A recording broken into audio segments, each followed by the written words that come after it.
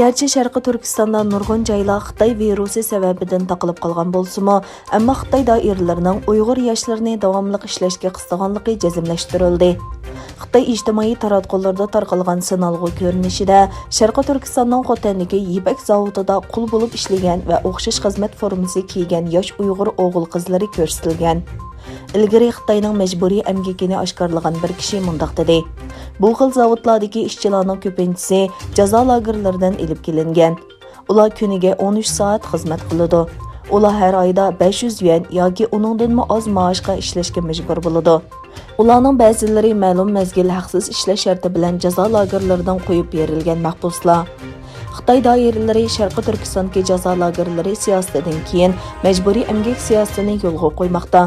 Bu jarayonda sonsizlagan kishilar oilasidan va normal turmushidan ayrilib, Xitoydagi zavodlarda qul bo'lishga majbur bo'ldi.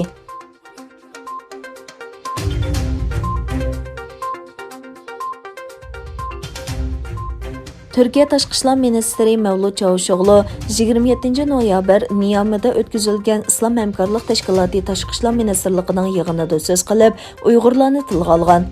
O Uyg'urlarga aloqador biror konkret tavsiyada bo'lmagan bo'lsa-mu, lekin Uyg'urlarni o'z ichiga olgan musulmonlarning asosiy huquqi va erkinligi uchun gap qilishi kerakligini bildirgan. Uning Uyg'urlar haqidagi so'ziga boshqa musulmon davlatlarning qanday inkos qaytarganligi ma'lum emas. Islom hamkorlik tashkilotining Uyg'ur masalasida sukut qilishi yoki Xitoyni qo'llashi ikki yuzlimchilik deb tanqidlanib kelgan edi.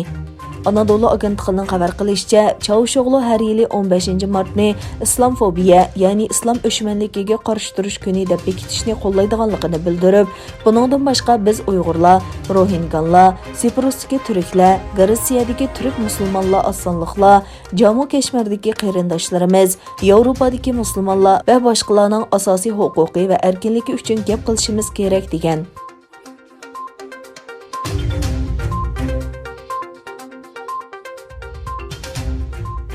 Yevropa Yahudi axboroti 26 noyabr maqola e'lon qilib, Yevropani Xitoyning Uyg'urlarni dafsanda qilishiga qarshi tadbir elishga chaqirgan.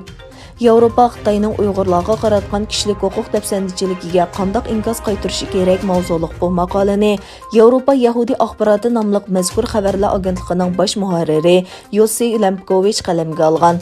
Maqolada Belgiya parlament a'zolarining so'zidan naql keltirib ilgari surishicha, Yevropa Xitoyning Uyg'ur elida tekshirish elib berish taklifini qabul qilib qolmay, balki Uyg'urlarning kishilik huquqini dafsanda qilayotgan Xitoy amaldorlariga embargo yurgizishi, shundaqla xalqaro jinoiy ishlar sud mahkamasini ishga solishi kerak ekan. Yossi Lemkovich, Belgiya Yeshillar partiyasi parlament a'zosi Samuel Kokolatining jiddiy andisha qilyapmiz deb qo'yish yetarli emas, konkret tadbirlarni elish kerak degan so'zlarni alohida tilga olgan. Yossi Lemkovich Samuel Kokolatining Sharqi Turkistondagi qul ishchilar amgikidan foyda olayotgan Xitoy apparatlarini va shirkatlarni qora tizimlikka elishni, bu masalani xalqaro jinoiy ishlar sudiga elib berishni taklif qilganligini ta'kidlab, Xitoy xalqaro jinoiy ishlar sudining a'zosi bo'lsa-mu, lekin jinoyat ishlansa, uni sudlash huquqi bor. Uyg'ur xalqiga qarshi ishlangan jinoyatni javobgarlikka tortishning qonuniy yo'li bor degan.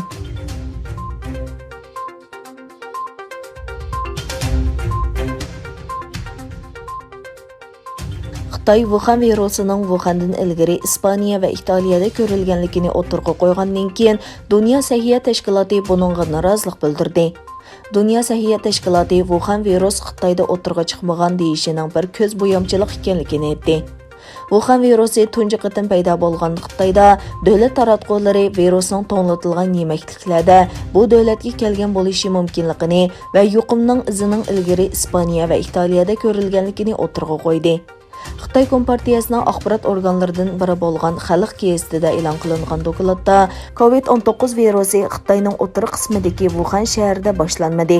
U balkim to'nglatilgan import yemaklik mahsulotlari orqali bu davlatga kelgan bo'lishi mumkin deyilgan.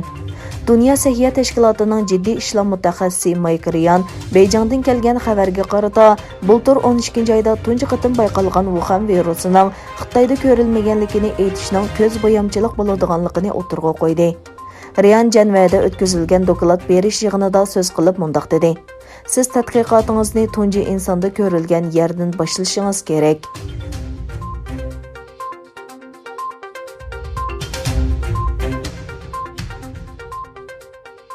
Eron doiralari poytaxt Tehronda qaslab o'ldirilgan yadro olimi Muhsin Faxrizodaning o'ldirilishiga Isroiliya mas'ul bo'lishi kerak deb qaradi.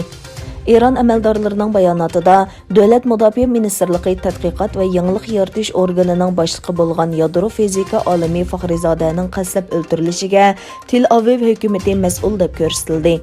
Isroiliya manbalari Mossadning 2018-yili Tehrondagi atom reaktoriga mas'ul Muhsin Faxrizodani qaslab o'ldirmoqchi bo'lganligini, ammo muvaffaqiyat qozonolmaganligini xabar qilgan edi.